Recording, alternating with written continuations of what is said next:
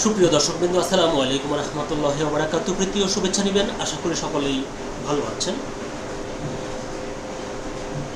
বাংলাদেশের নতুন সরকারের পররাষ্ট্রমন্ত্রী এবং প্রধানমন্ত্রীর উপদেষ্টা হুমায়ুন কবির সম্প্রতি ভারত সফর করেন। তো এই সফরে গিয়ে তারা ভারতের সরকারকে সাবেক প্রধানমন্ত্রী শেখ হাসিনাকে বাংলাদেশে ফেরত দিতে অনুরোধ করেন।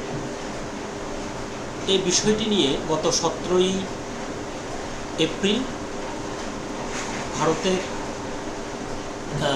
পররাষ্ট্র মন্ত্রণালয়ের যে মুখপাত্র রণধীর জয়সওয়াল বলেন যে একজন সাংবাদিক তাকে এই ব্যাপারে প্রশ্ন করলে তিনি বলেন যে শেখ হাসিনার প্রত্যর্পণের বিষয়টি তারা যাচাই বাছাই করছে এবং সেটি ভারতের আভ্যন্তরীণ বিচারিক প্রক্রিয়ার আইন এবং বিচারিক প্রক্রিয়ার একটি অংশ।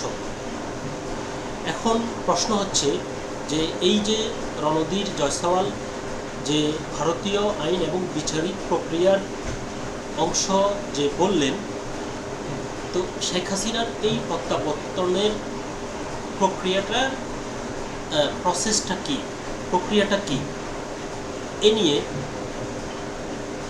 বাংলাদেশের স্বনামধন্য পত্রিকা ডেইলি স্টারে একটি প্রতিবেদন প্রকাশিত হয়েছে। তো চলুন দেখে আমরা জেনে নেই যে যে প্রক্রিয়ার কথা বলা হচ্ছে এই প্রক্রিয়াটা কেমন করে যাবে, কিভাবে ভারত বাংলাদেশের এই আবেদন যাচাই বাছাই করবে, সেখানে প্রতিবেদনটিতে কি উঠে এসেছে।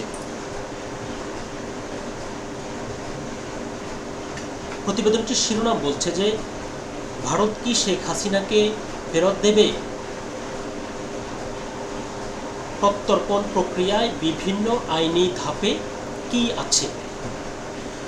খবরটি বিস্তারিত বলছে যে বাংলাদেশের পলাতক সাবেক প্রধানমন্ত্রী শেখ হাসিনার প্রত্যর্পণ নিয়ে আলোচনা অনেক দিন ধরে, তবে সম্প্রতি ভারতের পররাষ্ট্র দপ্তরের একটি মন্তব্যের পর বিষয়টি ঘিরে গুঞ্জন কিছুটা বেড়েছে।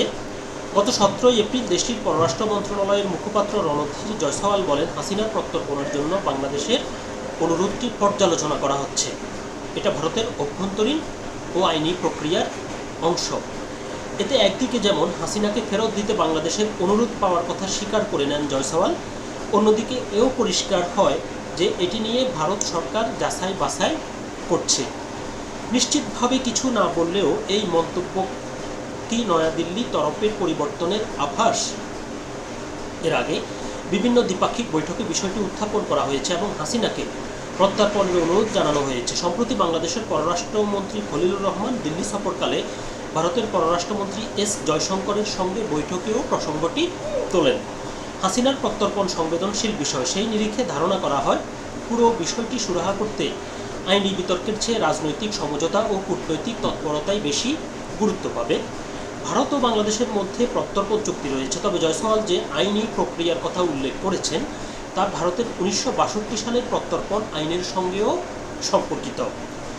মানবাধিকার ও সাংবিধানিক আইন বিশেষজ্ঞ হিসেবে পরিচিত আইনজীবী উজ্জয়িনী চ্যাটার্জি বলেন, যিনি ভারতের একজন স্বনামধন্য আইনজীবী, এই আইনের নিয়মগুলো মেনেই সব ব্যবস্থা নিতে হবে। তিনি ব্যাখ্যা করেন, প্রত্যর্পণের অনুরোধ পাওয়ার পর ভারত সরকার একজন ম্যাজিস্ট্রেট নিয়োগ করবে। অর্থাৎ যে প্রক্রিয়ার কথা বলা হচ্ছে সেই প্রক্রিয়ায় প্রথমেই ভারত যেটি করবে সেটি হলো তারা একজন ম্যাজিস্ট্রেট নিয়োগ করবে। সেই ম্যাজিস্ট্রেট খতিয়ে দেখবেন যে হাসিনার বিরুদ্ধে আনা অভিযোগগুলোর ভিত্তি কতটুকু।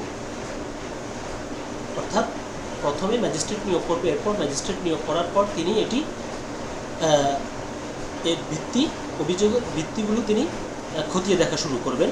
প্রত্যর্পণ আইন অনুযায়ী ম্যাজিস্ট্রেটকে সেই পলাতক অপরাধীর আইনের ভাষায় বিরুদ্ধে একটি গ্রেপ্তারি পরোয়ানা জারি করতে হয়। যে ম্যাজিস্ট্রেটের কথা বলছে ওই ম্যাজিস্ট্রেট নিয়োগ দেওয়ার পর তিনি যার বিরুদ্ধে অভিযোগ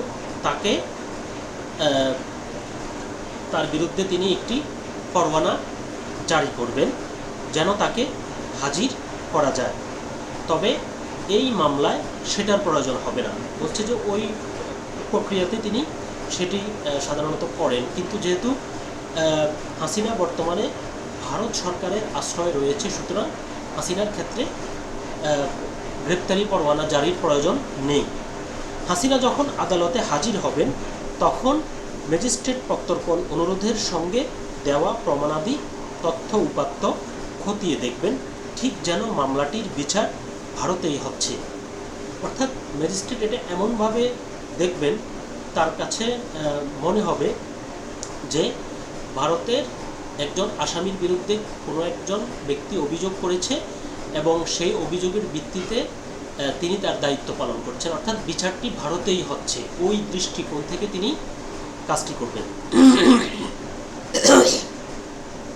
বিচারক যাচাই করবেন সাক্ষ্য প্রমাণের ভিত্তিতে প্রাথমিকভাবে অভিযোগ যৌক্তিক মনে হয় কিনা, অর্থাৎ ভারতে বিচার হলেও এসব অভিযোগ ও প্রমাণ ধোপে টিকত কিনা। অর্থাৎ বলতে গেলে ম্যাজিস্ট্রেট একরকম খুব সচেতনভাবে তিনি এটি যাচাই করবেন যে যদি এটি যেহেতু এটি বাংলাদেশের তার বিচার হয়েছে এবং তথ্য প্রমাণের ভিত্তিতে তাদের কাছে আবেদন করা হয়েছে, তবে বলছে যে ম্যাজিস্ট্রেট যখন বিষয়টি যাচাই করবেন তখন কিন্তু তিনি ওইটি মাথায় রাখবেন না। তিনি মাথায় রাখবেন যে তার বিরুদ্ধে যেসব অভিযোগ করা হয়েছে, মানে সেই অভিযোগের ভিত্তিতে এবং যেসব তথ্য প্রমাণ উপস্থাপন করা হয়েছে সেটা যদি ভারতের আদালতে বিচার চলতো তাহলে তিনি দোষী হন কিনা, মানে এই সেন্সে তিনি বিষয়টি এভাবে দেখবেন।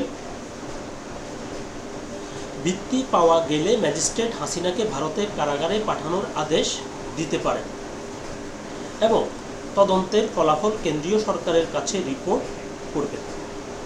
খেয়াল করেছেন বিষয়টা? যদি ওই ম্যাজিস্ট্রেটের কাছে মনে হয় যে হ্যাঁ, তারা যে বিচারটা বাংলাদেশে করেছে যদি একই রকম বিচার ভারতেও করা হয় তাহলে হাসিনা প্রাথমিকভাবে দোষী হন, তাহলে কিন্তু হাসিনাকে সে দেশের কারাগারে প্রেরণ করার জন্য তিনি সরকারকে বলতে পারেন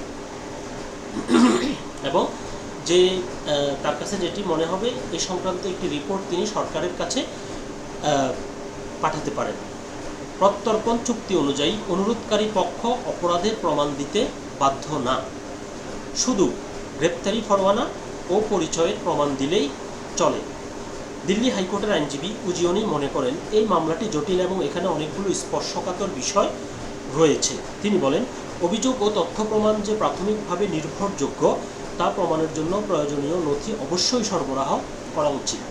অর্থাৎ তিনি বলছেন যে সেন্স থেকে তিনি বিষয়গুলো যাচাই বাছাই করবেন, সেগুলোর নিরপেক্ষ যাচাই বাছাইয়ের জন্য তিনি বলছেন যে যদিও প্রত্যর্পণ চুক্তি অনুযায়ী যে যারা আবেদন করবে তারা তথ্য প্রমাণ দিতে বাধ্য নয়, কিন্তু বাধ্য না হলেও ম্যাজিস্ট্রেটের বোঝার সুবিধার জন্য যদি এই তথ্য প্রমাণগুলো তারা সেখানে দেয় তবে এটি ভালো এবং সেটি করা উচিত। প্রত্যর্পণ চুক্তি ও ভারতের প্রত্যর্পণ আইন দুটিতেই কিছু শর্ত রয়েছে, যার কারণে একটি দেশ চাইলে প্রত্যর্পণের নাও রাজি হতে পারে, সেটা হাসিনার ক্ষেত্রেও প্রযোজ্য হতে পারে। উজ্জীবনী ব্যাখ্যা করেন, আইন ও চুক্তি অনুযায়ী ব্যতিক্রমের সুযোগ রয়েছে। এখানে দুইটা বিষয়, একটা হচ্ছে আইন, ভারতের আইন, আরেকটি হচ্ছে ভারতের সাথে বাংলাদেশের প্রত্যর্পণ চুক্তি। যদি অভিযোগগুলো রাজনৈতিক প্রকৃতির হয় অথবা যদি অভিযুক্ত ব্যক্তি প্রমাণ করতে পারেন যে বাংলাদেশে তিনি ন্যায্য বিচার পাবেন না, তাহলে ভারত তাকে প্রত্যর্পণ করতে অস্বীকার করতে পারে। এই বিষয়টি এর আগেও এটি নিয়ে আলোচনা হয়েছে। তবে আইন ও চুক্তি উভয় ক্ষেত্রেই বলা আছে হত্যা, অপহরণ ও গুমের মতো অপরাধগুলো রাজনৈতিক অপরাধ হিসেবে গণ্য হবে না। এই কথাটা এখন বলছে, এটি সম্ভবত হাসিনার জন্য সবচাইতে বড় ভয়ের কারণ। বলছে যে আইনের কথা বলা হচ্ছে এবং যে বাংলাদেশের সাথে প্রত্যর্পণ চুক্তির কথা বলা হচ্ছে, দুটোতেই কিন্তু যে বিষয়গুলোকে আলাদা করা হয়েছে সেটা হচ্ছে যে হত্যা, অপহরণ ও গুম, এই তিনটা বিষয় বলছে যে এগুলো রাজনৈতিক অপরাধ হিসেবে গণ্য হবে না। যদি অভিযোগকারী যদি সঠিক তথ্য প্রমাণ দিতে পারে তাহলে এগুলো রাজনৈতিক অপরাধ নয়, এগুলো সম্ভবত রাজনৈতিক অপরাধ না হলে এগুলো ফৌজদারি অপরাধ। এই আইনজীবী আরও উল্লেখ করেন, হাসিনাকে বাংলাদেশের আন্তর্জাতিক অপরাধ ট্রাইব্যুনাল আইনের অধীনে মানবতা বিরোধী অপরাধে অভিযুক্ত, বিচার ও দণ্ডিত করা হয়েছে। সাধারণ হত্যা মামলার চেয়ে এই ধরনের অপরাধের ক্ষেত্রে সাক্ষ্য প্রমাণের মানদণ্ড অনেক বেশি উঁচু।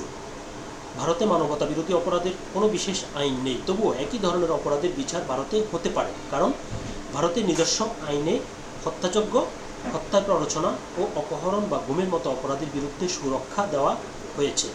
বলছে যে ভারতে যদিও মানবতা বিরোধী অপরাধের জন্য বিশেষ কোনো আইন নেই, তবে ওই যে অপরাধগুলোর কথা বলা হচ্ছে ওই অপরাধগুলো কিন্তু ভারতে এমনিতেও বিচার হতে পারে। উজ্জয়িনী বলেন, সেদিক থেকে চিন্তা করলে ওই অপরাধ থেকে ভারতেও আইনি সুরক্ষা পাওয়া যাবে। তিনি আরও বলেন, তবে মূল বিবেচ্য বিষয় হবে অনুরোধটি সদিচ্ছা থেকে করা হচ্ছে কিনা এবং হাসিনা সেখানে সুষ্ঠু বিচার পাবেন কিনা। ব্যতিক্রম আছে বটে, তবে আমার মনে হয় আইনি পর্যালোচনার ক্ষেত্রে মনোযোগের মূল জায়গা হবে ঘটনার প্রেক্ষাপট, উদ্দেশ্য ও এই বিচার প্রক্রিয়াটি প্রতিহিংসামূলক কিনা সেটি দেখা। তিনি মনে করেন কর্তৃপক্ষের উচিত ন্যায্যতা ও আইনি প্রক্রিয়ার যথাযথ অনুসরণ করা হয়েছে কিনা তা দেখা। এটি চূড়ান্ত সিদ্ধান্ত নেওয়ার ক্ষেত্রে নির্ধারক ভূমিকা পালন করবে। অর্থাৎ বলছে যে বাংলাদেশে যে তার বিচার হয়েছে, যেই আইনের ভিত্তিতে তার বিচার হয়েছে, ওই তথ্য প্রমাণ এবং আইনের যে ভিত্তি সেটি সঠিক কিনা সেটি সঠিকভাবে নিরপেক্ষভাবে যাচাই করাটাই হচ্ছে সবচেয়ে গুরুত্বপূর্ণ বিষয়। ভারত এখনও হাসিনার অবস্থান স্পষ্ট করেনি। তিনি কি রাজনৈতিক আশ্রয় পেয়েছেন নাকি দিল্লিতে শরণার্থী হিসেবে আছেন তাও জানায়নি। ভারত কেবল এটুকু বলেছে, বাংলাদেশের ক্ষমতাচ্যুত প্রধানমন্ত্রী বিশেষ ব্যবস্থায় সেখানে রয়েছেন। শরণার্থী সুরক্ষা সংক্রান্ত আইন অনুযায়ী কোনো ব্যক্তিকে এমন দেশে ফেরত পাঠানো নিষিদ্ধ যেখানে তার জীবন, স্বাধীনতা কিংবা মর্যাদা হুমকির মুখে পড়তে পারে। ভারত যদিও আন্তর্জাতিক শরণার্থী কনভেনশনে স্বাক্ষরকারী দেশ নয়, তবে ভারতের নিজস্ব আইন ও রীতিতে শরণার্থী সুরক্ষার বিধান রয়েছে। তবে এই আইন ভারত সব ক্ষেত্রে সমানভাবে প্রয়োগ করে না। ভারত যাদের আশ্রয় দিয়েছে তাদের রক্ষা করার কোনো আইনি বাধ্যবাধকতা আছে কিনা জানতে চাইলে উজ্জয়িনী বলেন, ভারতের পক্ষ থেকে অন্তত জনসম্মুখে এমন কোনো লিখিত প্রতিশ্রুতির কথা জানা যায় না। তবে যদি তেমন কোনো প্রতিশ্রুতি থেকেও থাকে, ন্যায়ের স্বার্থে সেই প্রতিশ্রুতি প্রত্যাহার করে কাউকে তার দেশে ফেরত পাঠানোই যেতে পারে। এর আগে যুক্তরাজ্য ও যুক্তরাষ্ট্রে ভারতীয় নাগরিকদের প্রত্যর্পণের যে ঘটনাগুলো ঘটেছে তাতে পুরো আইনি প্রক্রিয়া সম্পূর্ণ হতে 5 বছর পর্যন্ত সময় লেগেছে। তো এই প্রতিবেদনে মোটামুটি উঠে এসেছে যে আইনি প্রক্রিয়াটা কীরকম হতে পারে। তো দেখা যাক এটি যেহেতু একটি চলমান প্রক্রিয়া, শেষ পর্যন্ত কি হয়।